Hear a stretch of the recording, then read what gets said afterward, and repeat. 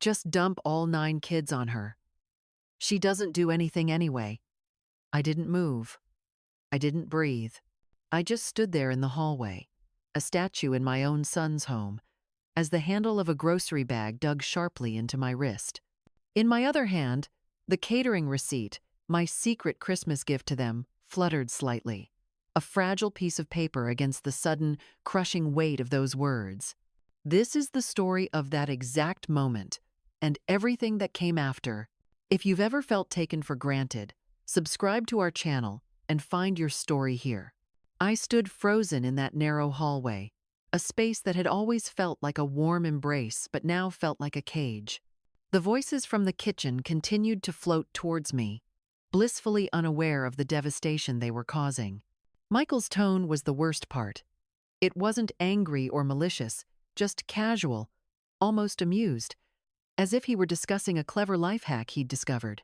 It was the voice of a man who had long since stopped seeing his mother as a person with her own life, her own fatigue, her own desires. And Jessica's laugh, it wasn't a real, joyous sound. It was a soft, polite little exhale, the kind of sound people make when they fully agree with a slightly cruel sentiment but want to maintain an air of kindness.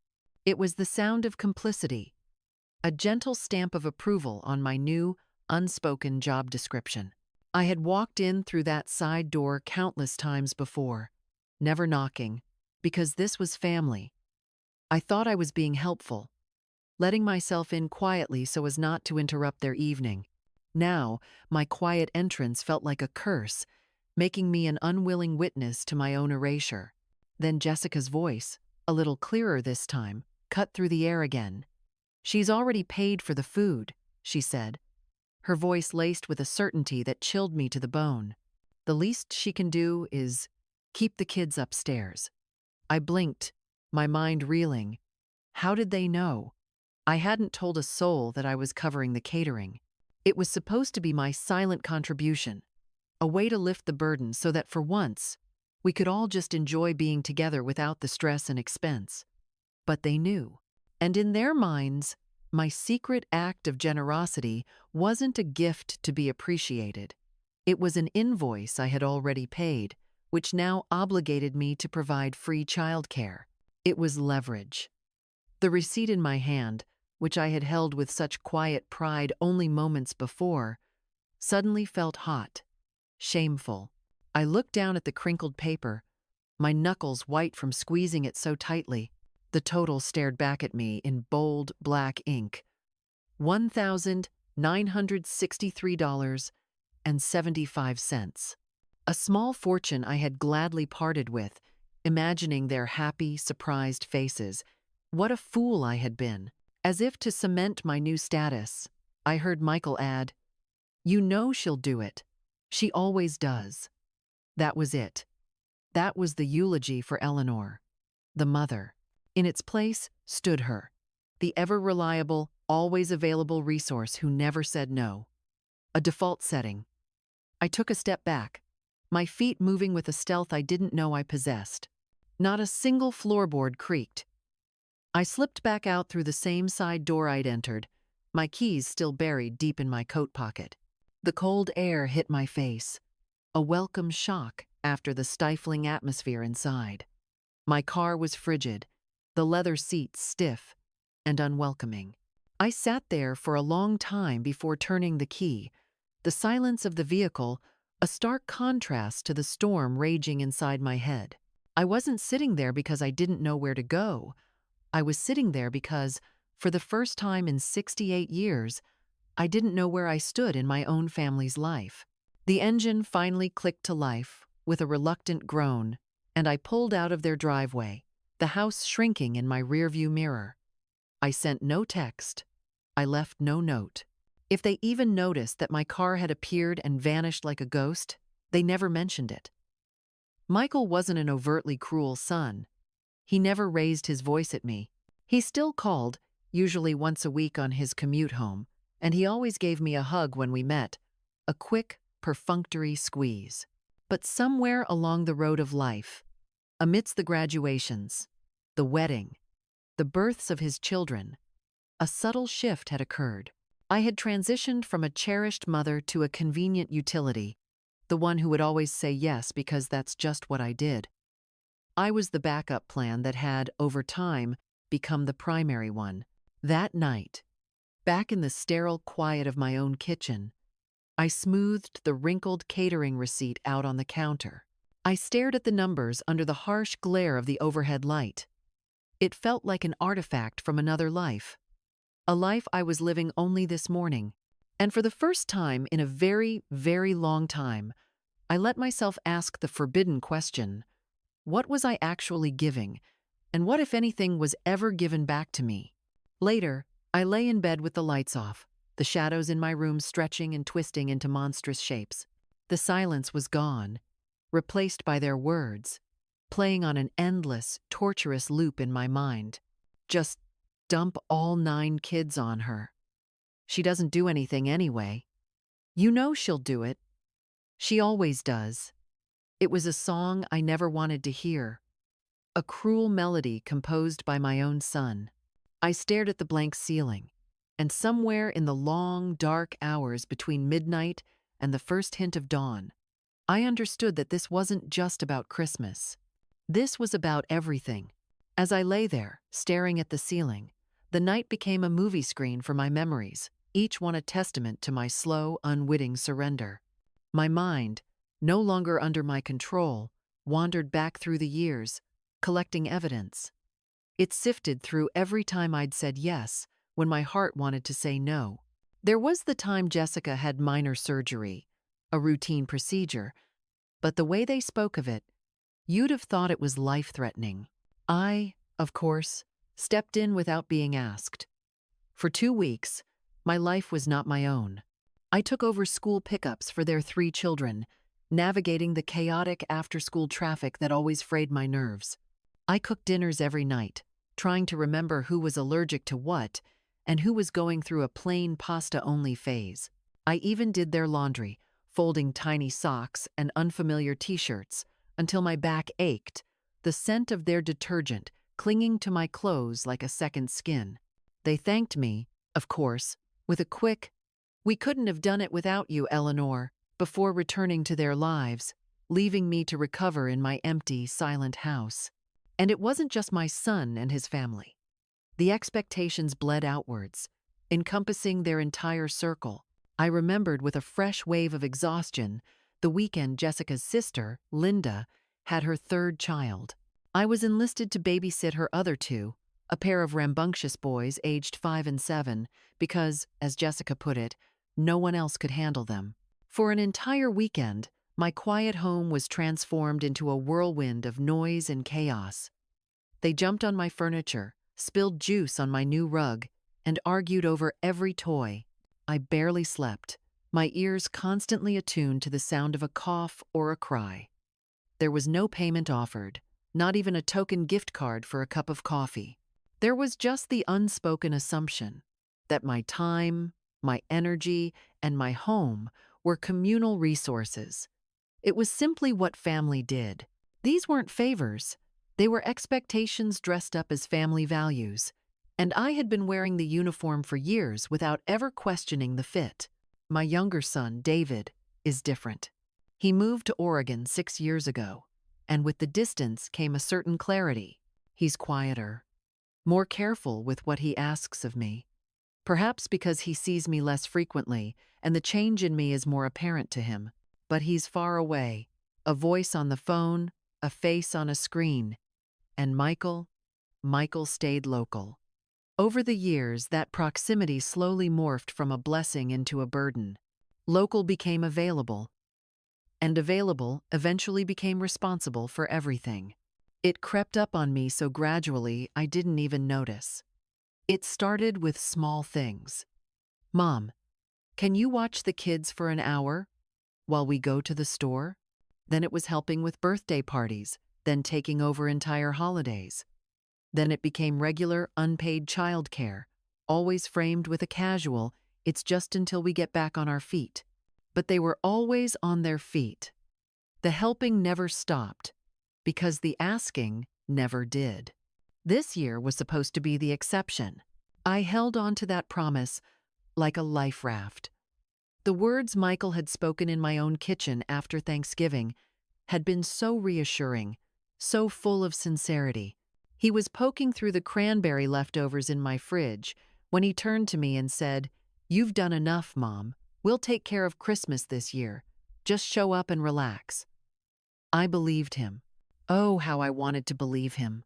The thought of a Christmas where I wasn't on my feet for 10 hours, where I could actually sit and talk to my grandchildren, where I wasn't the last one to go to bed after scrubbing pots and pans, it felt like a dream.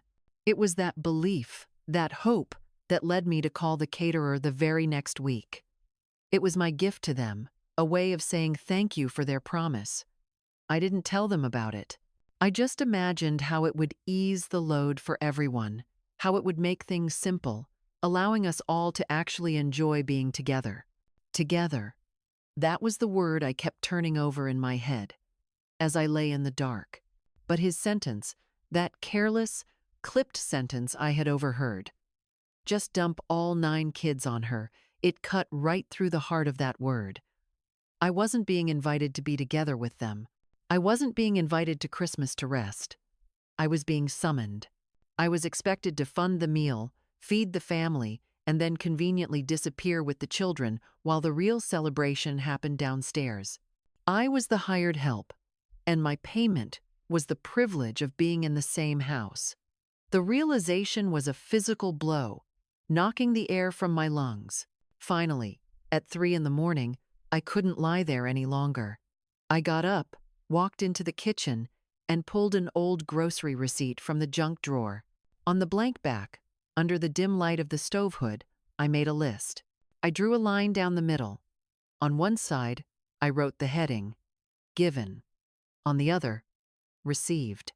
The given column filled up quickly. A messy, sprawling inventory of my life. Every holiday hosted, every meal cooked, every school pickup, every weekend sacrificed, every errand run without complaint. The ink flowed, a torrent of unspoken obligations, finally seeing the light of day. When I was done, I looked at the other column. Received. It was blank. Utterly, painfully blank. I stared at that empty space for a long time, the silence of the house pressing in on me. The 2 uneven columns on that flimsy piece of paper were a perfect, brutal summary of my life. It was all there, in black and white. The next morning, the pale winter light crept across my kitchen table, illuminating the old receipt as if it were evidence at a crime scene. The 2 uneven columns sat there, a silent accusation. The given side stretched long and messy, a testament to a life poured out like water into sand. The received column remained a stark, deafening void. A part of me, the part conditioned by years of self-effacement, whispered that I was being petty, that I had taken Michael's comment out of context. Perhaps it was just a thoughtless joke, a moment of stress talking. I tried to force that narrative, to smooth over the sharp edges of his words, because the alternative was too painful to confront. But the more I sat there in the quiet morning air, the more that single comment acted like a key, unlocking a vault of memories I had long kept buried. They didn't just surface in my head. They started lining up in my chest, a heavy, orderly procession of past hurts, each one demanding to be seen. Last Thanksgiving, the house had been overflowing with people, a chaotic symphony of laughter, shouting, and clattering dishes. I'd arrived early, my arms laden with pies I'd baked the night before, and immediately started helping in the kitchen. I stayed late, long after the last guest had departed, my hands submerged in greasy water as I scrubbed the roasting pan everyone else had abandoned. That night, Jessica's parents were given the comfortable guest room upstairs. I was offered the pull-out sofa in the basement. I remember descending the creaky stairs into the damp, musty air, my body aching with fatigue, only to find a bare mattress. There was no pillow, no sheet, just a thin, scratchy blanket draped over the arm of the sofa. When I came back upstairs to ask, Jessica had clapped a hand to her mouth with performative surprise. Oh, shoot, Eleanor. We totally meant to set you up better. And that was the end of it. No one fetched me a pillow. I slept down there in the cold, my coat balled up under my head, feeling less like family and more like an afterthought. The Thanksgiving incident was a stark reminder, but it wasn't an isolated one. It was part of a pattern, a slow erosion of my place in their lives. Mother's Day came and went this past year, wrapped in a silence so profound it was almost a physical presence. I had spent the entire day on my patio, my phone sitting face up on the small table beside me. I watched its dark screen for hours, trying to convince myself that it was just the time zones or busy schedules, or that my sons were planning a surprise that never came. I watched the sun trace a long, slow arc across the sky, and with it, my hope drained away. David, my thoughtful son in Oregon, messaged the next day, full of apologies for getting his days mixed up. From Michael, who lived just 20 minutes away. Nothing. Not a call, not a text, not a single word. It was as if the day, and the woman it was meant to celebrate, simply didn't exist for him. And then there was the wedding. Michael and Jessica's wedding, a day that was supposed to be one of the proudest of my life. I remember that morning vividly, the nervous energy buzzing in the air. I had been the one to iron his shirt, my hands carefully smoothing out every wrinkle. I was the one who tied the delicate ribbons on the centerpieces when Jessica's hands were shaking too much. I was a whirlwind of quiet, essential activity behind the scenes. But when the professional photos came out, my role had been completely erased. I scanned through the glossy album, my heart sinking with each turn of the page. I wasn't in a single one of the formal family portraits. Not by the cake, not with the wedding party. Just a few blurry, candid shots where you could barely make out my form at the back of the room, an anonymous figure in the crowd. When I finally gathered the courage to ask Michael about it, he'd shrugged. "Oh, you must have stepped out for a minute." The photographer was rushing. He said it so easily, but I knew exactly where I had stepped out to. I had been on my hands and knees, scrubbing a puddle of spilled red wine off the polished floor, while everyone else was gathering for the perfect, smiling shots. "You'll get to relax this time, Mom. We've got it covered." Michael's promise from Thanksgiving echoed in my mind, a cruel, hollow sound against the backdrop of these memories. I had wanted so badly to believe him. I did believe him. I looked down at the paper on my table again, at that empty, mocking, received column. I picked up my pen and drew a single, angry dash through the blank space.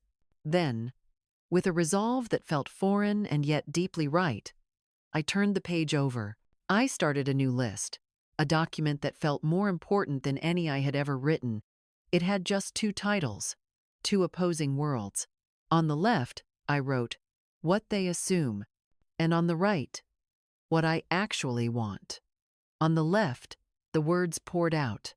They assume I don't mind babysitting 9 children. They assume I don't need rest. They assume my time is a boundless public resource. They assume I'll pay for everything because I can and because I always have. And then, I moved my pen to the right side of the page. My hand trembled for a moment as I finally began to write the words I'd never allowed myself to say out loud. I want to be invited, not assigned. I want to enjoy the meal, not just host it. I want to sit at the table, not serve it. I want to be seen as a person, not a utility. I sat there at the kitchen table, the early morning sun casting long shadows across the floor, and I stared at the list. It felt less like a piece of paper and more like a seismograph, recording the precise tremors that had fractured the foundation of my life. The two columns, "What they assume" and "What I actually want," were not just words. They were opposing forces that had been at war inside me for decades, and only now was I seeing the battlefield clearly. The ink had dried, but the feelings they represented were still fresh, still bleeding. My life, I realized, had become a series of silent agreements, I had never consciously made. I had agreed to be the default caregiver, the emergency bank, the 24/7 crisis hotline, all without a single negotiation. Love, in my mind, had become synonymous with erasure. And for the first time, I allowed myself to feel the profound injustice of that equation. As I reread the assume column, each phrase summoned a ghost from the past. They assume my time as a boundless public resource. The memory of last spring surfaced, sharp and bitter. I had been looking forward to my monthly book club meeting for weeks. It was my one small indulgence, a few hours of adult conversation and intellectual stimulation. I had the book read, my thoughts prepared, and I was just about to leave when the phone rang. It was Jessica, her voice a performance of high-strung panic. The babysitter had canceled last minute. She was already late for a very important dinner with Michael's boss. And could I please come over? I knew, even then, the lie was flimsy. I could hear the television in the background, the telltale sounds of a quiet night in, not a rushed departure. But to refuse would have meant a confrontation, an accusation, so I said yes. I spent that evening on their couch, watching a cartoon about singing vegetables, while my friends discussed a novel I would never get to talk about, feeling the vibrant threads of my own life turning gray. They assume my savings are their safety net. This one cut deeper, a wound that had never properly healed. I remembered the day Michael had come to me, 5 years ago, to talk about the down payment for their house. He'd sat right here, at this very table, with a folder of listings and a practiced speech. It wasn't a request for a gift, he'd assured me, but a short-term loan to get them over the hump.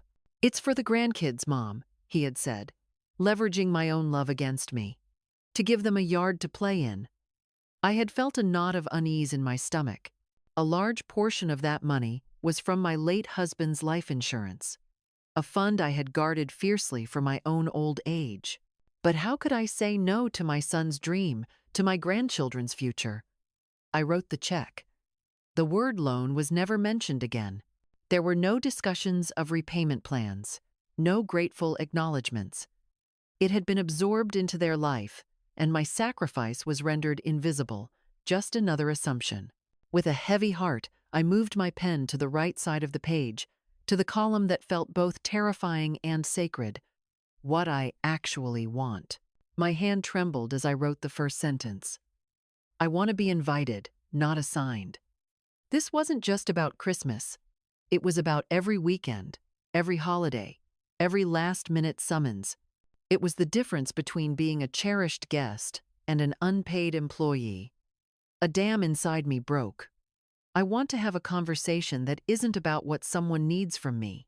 When was the last time Michael had asked me about my book club, or my garden, or my friends? My life had become a series of transactions disguised as conversations. I want to be seen as a person, Eleanor, not just a function called mom or grandma. The words flowed out of me, a torrent of suppressed desires. Grief washed over me, a profound sadness for the woman on that list, a woman I barely recognized as myself. She was a ghost haunting the edges of her own family's life, and I had been her willing accomplice.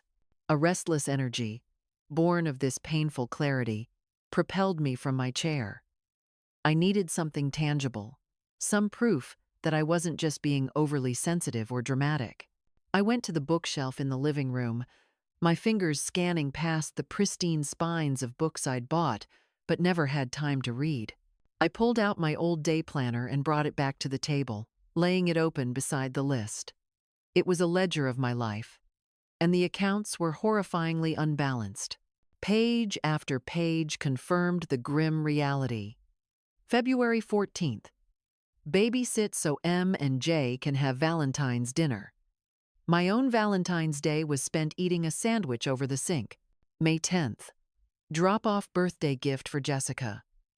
My own birthday in April had been forgotten until a text message 2 days later. Then, I flipped to a page in late September, and the memory ambushed me. Scrawled in the margin was a note. Sarah called, asked again about the ranch for Christmas. And underneath, My own self-betrayal, written in neat, dutiful script. Can't.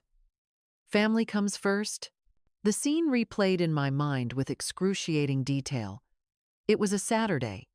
Jessica had dropped her kids off for a quick errand that had stretched into 5 hours. My small house was a disaster zone of toy explosions and spilled juice.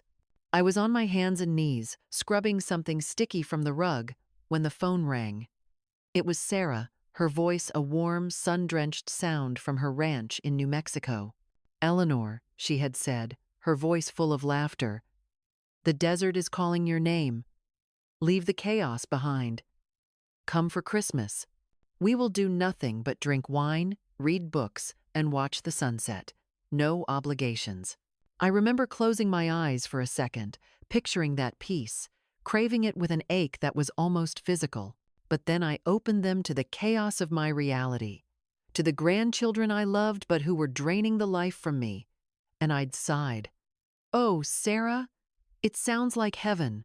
But you know, family comes first." I had used the phrase like a shield, a noble justification for my own exhaustion.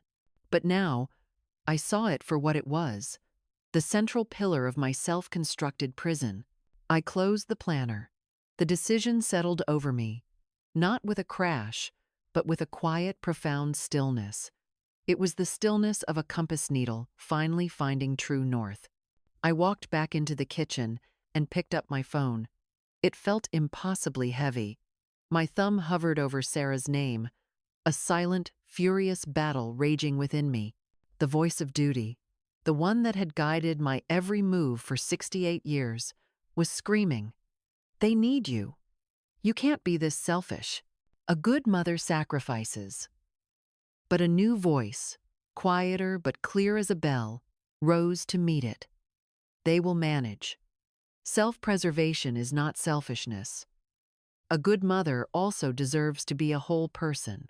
I thought of Michael's careless words, of the cold basement sofa, of my name missing from every important photograph. This wasn't just about Christmas anymore. This was about reclaiming the remaining years of my life.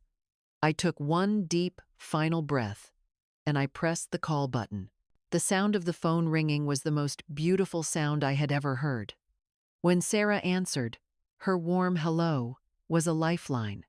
I let out a breath I'd been holding for what felt like a lifetime. "Sarah," I said, my voice steady and sure. "It's Eleanor. Is that invitation to the desert still open?" The silence on the other end of the line after I asked my question lasted only a second, but it felt like a lifetime.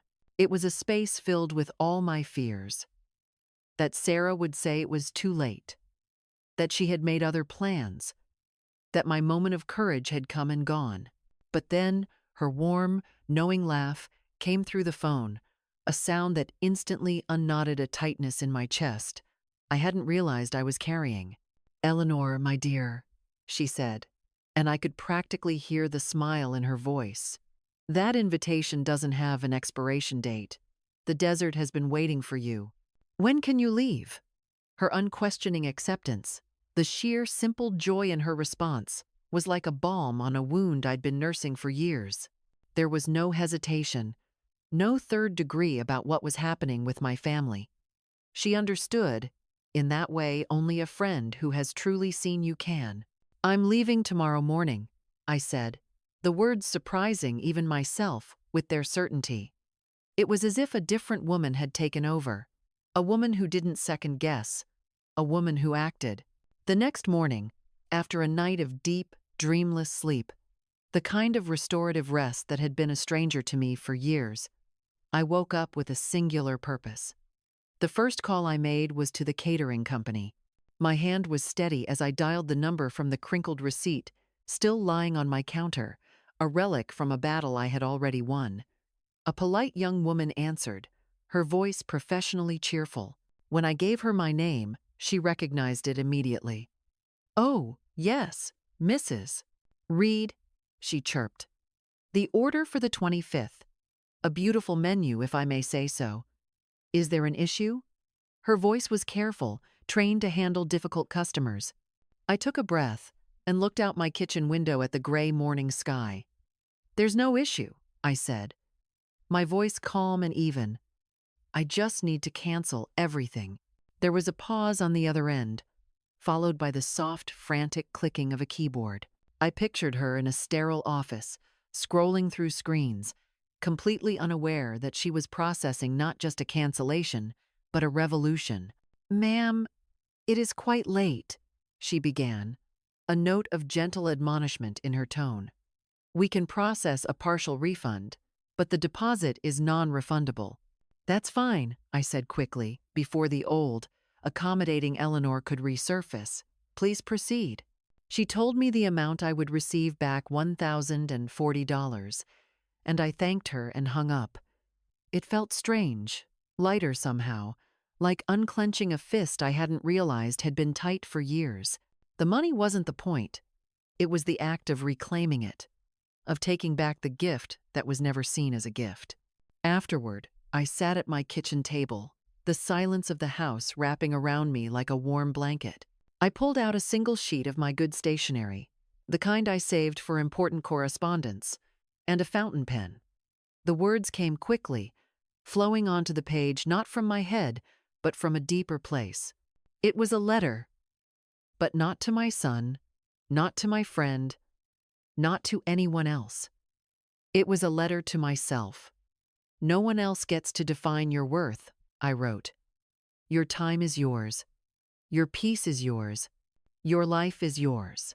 I folded the paper, slid it into an envelope, wrote my own address on the front, and affixed a stamp. I walked it out to my mailbox and dropped it into the outgoing slot, the metallic clang of the lid closing feeling like a seal on a new covenant.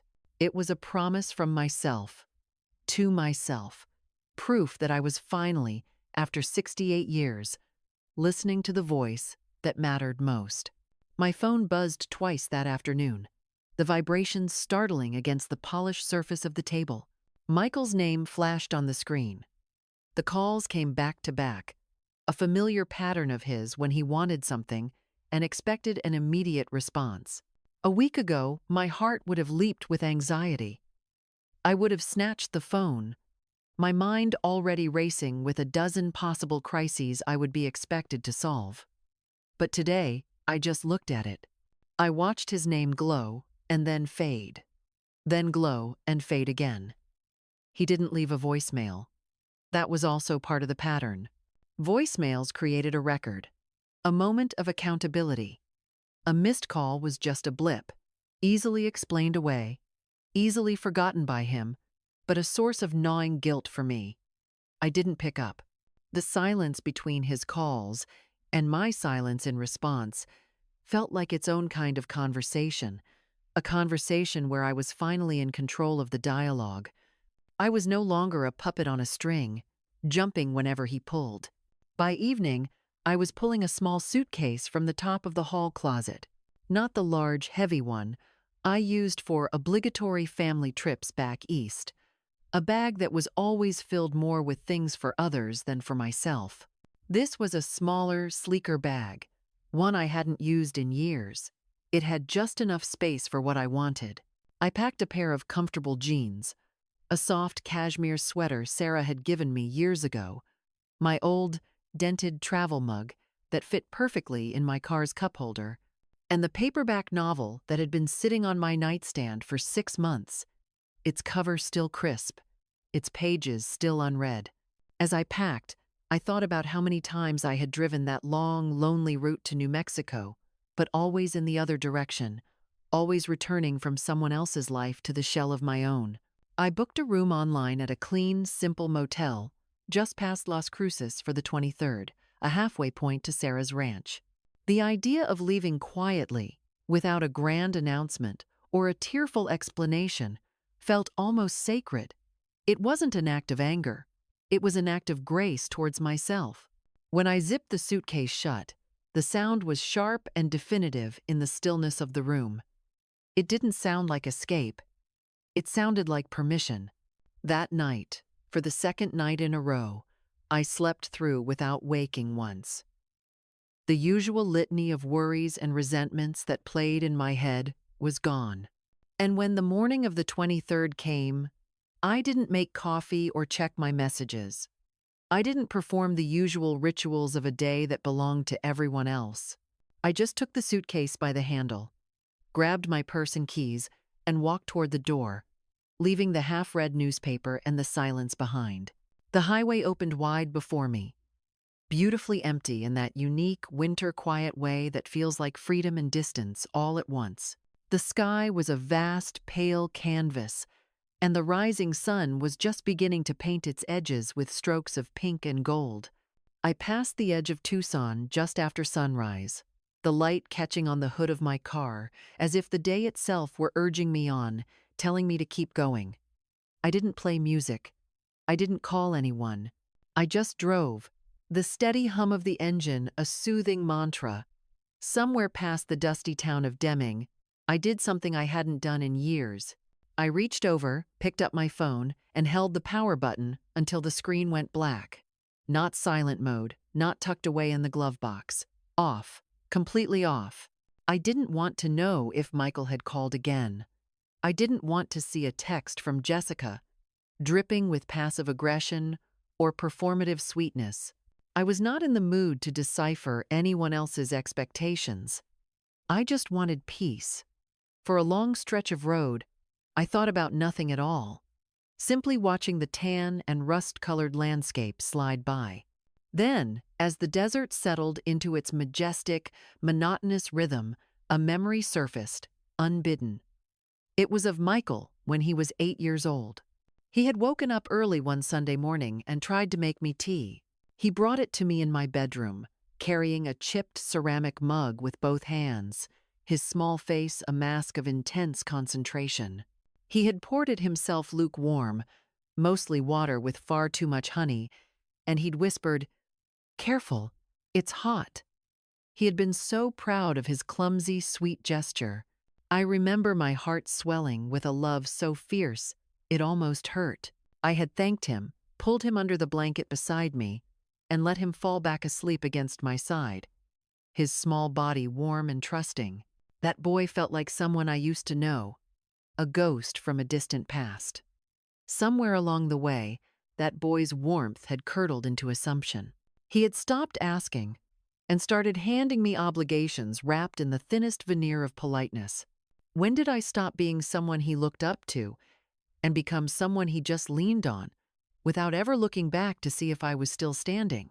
Had he changed, or had I just never noticed how early the pattern had started? I still loved him. That hadn't changed. But I was beginning to understand that love doesn't require you to offer yourself up like a spare tire every time someone else gets a flat. By the time I crossed the state line into New Mexico, the sky had gone a pale, brilliant gold. I had 4 more hours to go. I didn't need directions anymore. I just needed to arrive. We sat on Sarah's wide wraparound porch the next afternoon, which was Christmas Eve. The sun, even in December, was a warm, benevolent presence, warming the weathered wood under our stockinged feet. In our hands, we held thick ceramic mugs of coffee, the steam mingling with the crisp, clean scent of the high desert air. There was no schedule pressing in on us, no ticking clock of obligations. Her neighbors, a friendly couple named Maria and Ben, had wandered over from their nearby adobe house, bringing a plate of still warm cinnamon rolls and a worn deck of cards. Someone, I think it was Ben, had turned on a small radio that played softly from the windowsill behind us, a gentle stream of classical guitar that seemed to be a part of the landscape itself. It didn't feel like Christmas Eve, not in the frantic, exhausting way I had always known. There was no last-minute scramble to wrap gifts, no matching pajamas to be unearthed, no cacophony of overexcited children underfoot. This felt breathable. It was a Christmas Eve where I could actually feel my own lungs expand and contract with each quiet, peaceful breath. We played a lazy game of gin rummy, our conversation drifting as easily as the clouds in the vast cerulean sky. We talked about books, about the coyotes we'd heard the night before, about the ridiculously high price of avocados. No one asked me about my family. No one pried. They simply accepted my presence as a natural fact. Another friend gathered on a sunny afternoon. For the first time in what felt like an eternity, I was not the central hub of a chaotic wheel, but simply a part of a circle. I was Eleanor, a woman who liked her coffee black and had a surprisingly good poker face. The realization was so profound it was almost dizzying. This was what it felt like to just be, to exist without a role to perform, a service to render. I was just there, soaking in the sun, and it was enough. Then, the intrusion. A sharp, insistent buzzing sound cut through the tranquil afternoon. My phone, which I had placed face down on the small side table, was vibrating against the wood. I had turned it back on earlier that morning, out of a lingering, habitual sense of responsibility, but I hadn't looked at it. Now, it was demanding my attention. The peaceful bubble we had created seemed to shimmer and thin. I already knew who it was before I turned it over. The name filled the screen, stark and commanding. Michael.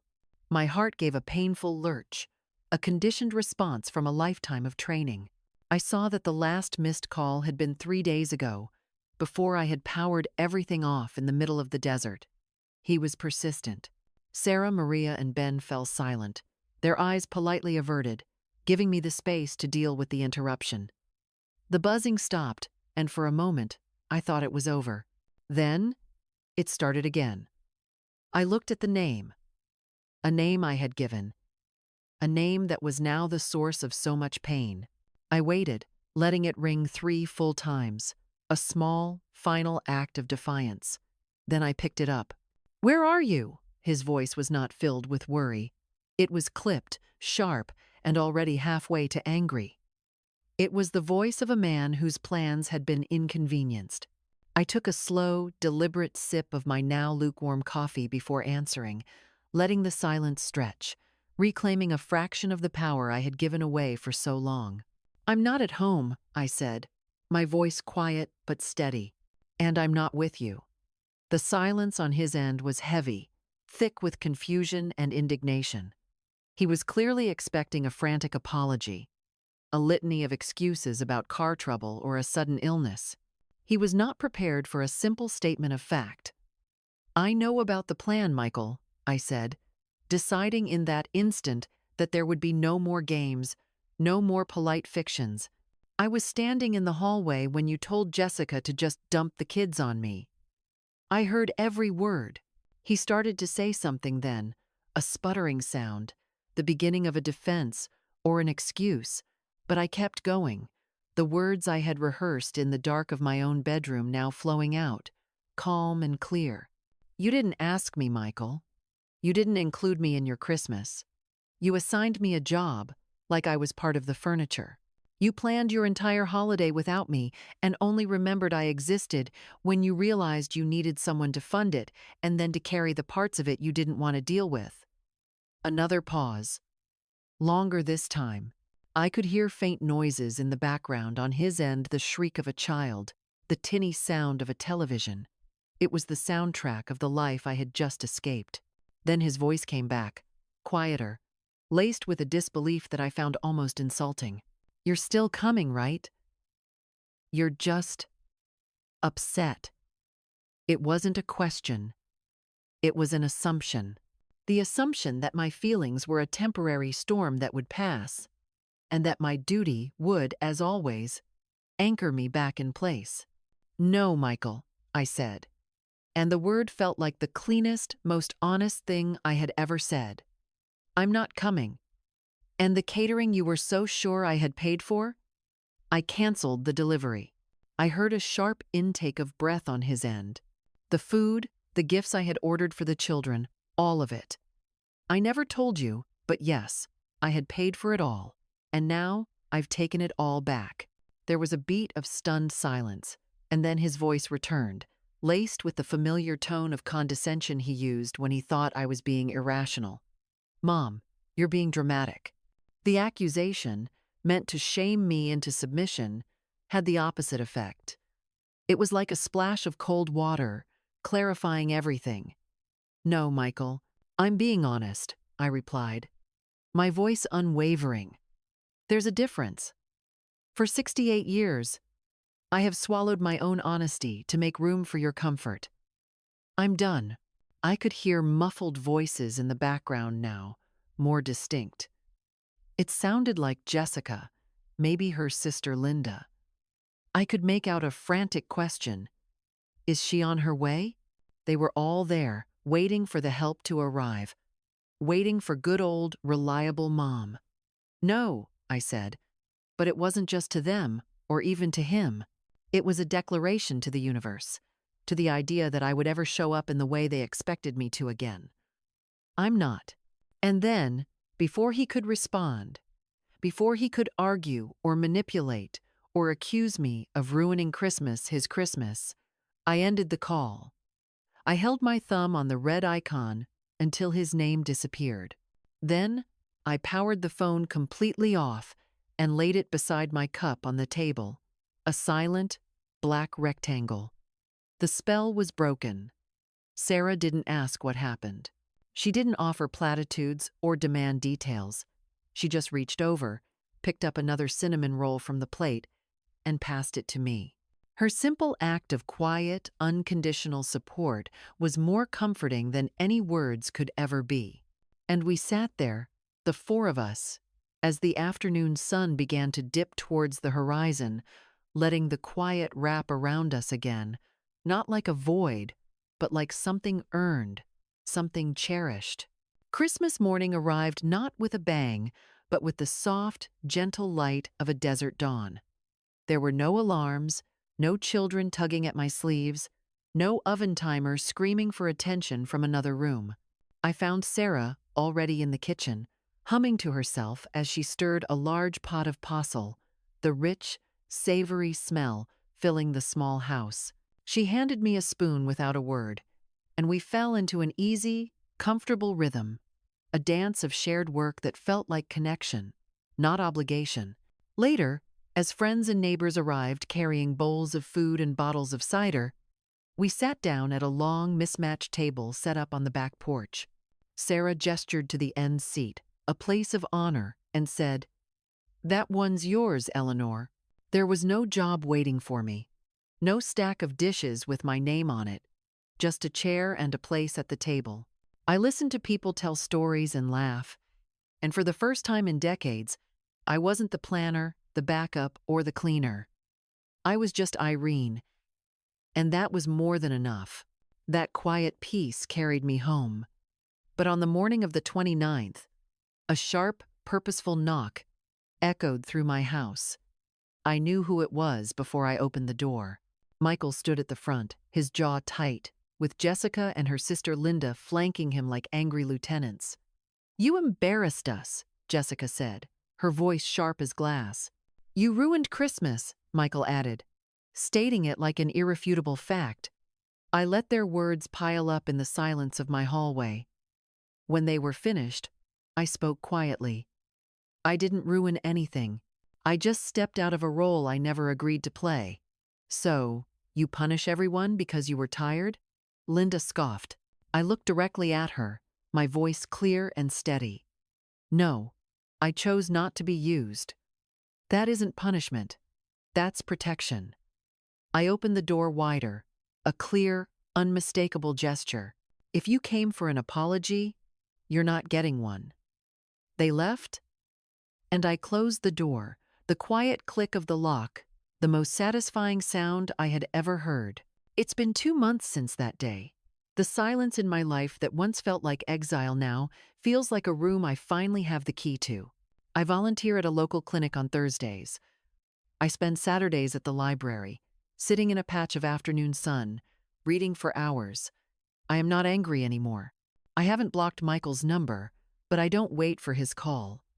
I am no longer chasing after a love that demands I disappear. I think he's still waiting for the version of me who would drop everything to fix a problem she didn't create. But that woman isn't here anymore. In her place is Eleanor, a woman who is learning that saying no to others can be the most profound way of saying yes to yourself. Your worth is not a negotiation. It is a fact. You are not a resource to be depleted, but a life to be lived, Never let anyone convince you otherwise. Thank you for listening to this story of healing and rediscovery. If it resonated with you, please subscribe to our channel and press the like button. Your support allows us to continue sharing stories that matter.